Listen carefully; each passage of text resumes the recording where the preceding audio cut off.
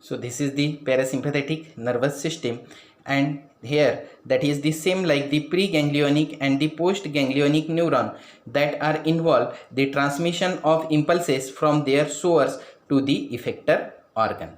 So the neurotransmitter in the at both synapse, it is the acetylcholine. So with the help of the acetylcholine that transmit the impulses from that the synapse.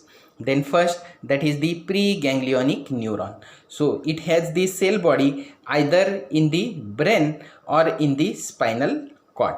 So those are originated from the brain are the cerebral nerves, that is from the third, seventh, ninth and the 10th cranial nerve, means that is the oculomotor, facial, glossopharyngeal and the vagus. So these are the four cranial nerves which arising from that the nuclei in the midbrain and the brain stem, and their nerve fibers they are terminate outside that the brain. The cell bodies of the sacral outflow. So here you can see that is the sacral part. So cell body of the sacral outflow are in the lateral column of the gray matter at the distal end of the spinal cord. So their fibers leave this from the spinal cord in a sacral segment of S2, S3 and S4 and synapse with the postganglionic neuron in the wall of the pelvic organ. Then the postganglionic neuron, those has its cell body either in the ganglion or in the wall of the organ where it should be supplied. Then let's see that is the parasympathetic nervous system. So parasympathetic nervous system have the tendency to slow down the function of that the organs or the body process. So let's see that is the structural part of the parasympathetic nervous system. So here you can see that is the parasympathetic nervous system, and as you know the parasympathetic nervous system that consists of the four cranial nerves, that is the third, 7, 9 and the 10, means that is the oculomotor, then the facial, then the glossopharyngeal and the vagus. That is the four cranial nerves that should be included, and apart from this that is the three sacral spinal nerves, means that is from the S2, S3 and S4. So structurally these nerves means four cranial nerve and the three spinal nerve, they should be forming that the parasympathetic nervous system and act as a function. So let's see that is the functions of the parasympathetic nervous system. So first that is the third cranial nerve, means that is the oculomotor nerve. So it should be forming that is the ciliary ganglion, and the ciliary ganglion that is supply to that the iris muscle, and this ciliary ganglion or the fibers coming out from that the ciliary ganglion, it is act as a contraction of the pupil. Then next one that is the nerve, the seventh cranial nerve, that is the facial nerve. So the facial nerve, it should be forming the two ganglion. First that is the pterygopalatine ganglion and second that is the submandibular ganglion. So the pterygopalatine ganglion, it is supply to the lacrimal gland, and it should be increase the lacrimal secretion, means the tear secretion from the eye, it should be increases. Then the submandibular ganglion. So the submandibular ganglion, it is supply to the salivary gland and the submandibular gland, as the name suggests, the submandibular ganglion, and in region it should be help to increase the secretion of the saliva. Then the ninth cranial nerve, means that is the glossopharyngeal nerve. So it should be forming that the otic ganglion, and this otic ganglion supply to the sublingual gland and the parotid gland. So this one. So in relation with it, it is help to increase the secretion of the saliva. Then the 10th cranial nerve, that is the vagus nerve.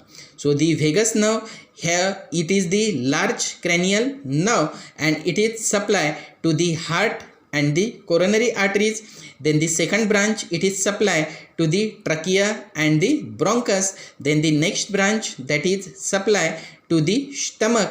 The next branch, that is supply to the small intestine. Next branch, that is supply to the liver and the gallbladder.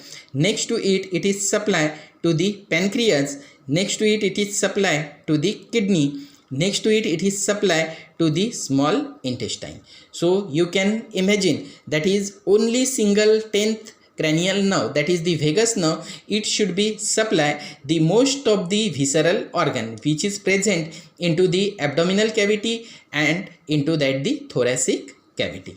So in this region, it should be act a different function. So in relation with the heart, it should be act as a rate and the force of contraction of the heart, it should be increases. In relation with the coronary arteries, it is help to forming the vasoconstriction. Then in case of the trachea and the bronchi, it occurs the bronchoconstriction. Then in case of the stomach, it act as a secretion of the gastric juice and the peristaltis, that should be increases. Then in case of the small intestine, that is the digestion and the absorption, that should be increased. Then in case of the liver and the gallbladder, that is the blood vessels are dilated and secretion of the bile, it should be increases. Then in case of the pancreas, so the secretion of the pancreatic juice, that should be increases. Then in case of the kidney, that is the urine secretion is increases. Then in case of the small intestine, the secretion of the intestinal juice and the peristaltis are increased. So these are the function which is done by the vagus nerve. Then the nerves which are coming out from S2, S3 and S4, which is supply to the large intestine, here you can see, then that is the urinary bladder, then the sex organ and external genitalia or external genital organs. So in this region, these S2, S3 and S4, it should be perform the different function. So in case of the large intestine, the secretion and the peristaltis of the large intestine are increases and the sphincter are relaxed. Then in case of the urinary bladder, that is the muscle of the wall contracted and the sphincter are relaxed. Then in case of the sex organ, that is in the male, the erection of the penis, that should be occurs, and in the females, the variable and depending on the cycle, that is the different stages of the cycles, that should be performed. So in this way, that is the different functions which is done by, that is the parasympathetic nervous system. So the sympathetic nervous system and the parasympathetic nervous system, they act as a both antagonist. So the sympathetic and the parasympathetic nervous system, it is act as an antagonist with each other. So sympathetic nervous system, it should be contracted, and opposite to it, that the parasympathetic, it should be relaxes that the organ.